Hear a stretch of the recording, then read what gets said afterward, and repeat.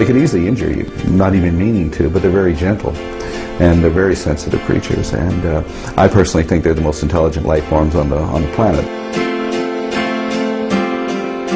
Hello, virtuous viewers, and welcome to Animal World, our co-inhabitants.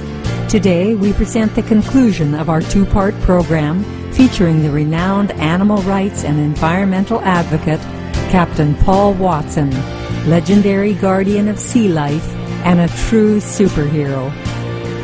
Captain Watson, the vegan founder and president of the Sea Shepherd Conservation Society, has, over the past 3 decades, commanded more than 200 voyages, each with the mission to protect, defend, and conserve our world's marine animals. I think a lot of animals have this intuitive ability that most humans have lost a long time ago. For instance, if you're diving on a coral reef and you've got a spear gun in your hand, the fish will keep their distance. They know what that is. But if you're diving with a camera in your hand, they will come right up to you. So they know what your intentions are. For instance, when a dolphin looks at you, he's seeing more than just your physical form. His echolocation looks right through your body, can see your blood moving in your veins, can see your lungs. That's why they'll try to rescue people who are drowning. They can see the water getting into the lungs.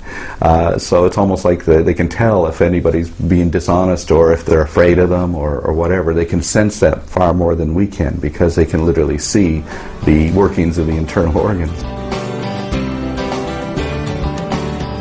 In addition to their sensitivity, cetaceans are born geniuses. They have the largest and most complex and most evolved brains on the planet. There's no doubt about that. The human brain is 1,300 cubic centimeters, but the orca is a 6,000 cubic centimeter brain. The sperm whale, the largest brain to have ever evolved, is a 9,000 cubic centimeter brain. I believe that all animals are intelligent. And to me, the key to intelligence is the ability to live in harmony with the natural world. And by that criteria, humans are not that intelligent. One of the problems with people is that we associate intelligence with technology. If it doesn't have tools, it's not smart. We don't understand non-manipulative intelligence. The intelligence displayed by dolphins, whales, elephants, for instance, bears, all those are incredibly intelligent. Why does a whale need a telephone when it can transmit over 1,000 miles underwater? I believe that whales actually have the ability to transmit visual images between each others. Their communication skills are vastly superior to ours. The number of actual components of humpback whale language, about 2 million on that, putting it together. We're spending billions of dollars searching through space for extraterrestrial life when there is intelligent life on this planet that we could be communicating with, and we're not. Scientists just go absolutely giddy at the possibility of finding bacteria on the moon Europa. But we're wiping out so many species at the same time here. Why are we so obsessed with something that's beyond our atmosphere and we ignore what's going on here? The current surge of species extinctions on land and sea has been referred to as the anthropogenic period because, unlike the past 5 mass extinctions, one of which caused the last of the dinosaurs to disappear, the ongoing one is driven by human actions, pollution from industrial activity, hunting, fishing, and animal agriculture are ongoing threats to biodiversity. Large drag trawlers, bottom trawlers, midwater trawlers, long lines, drift nets.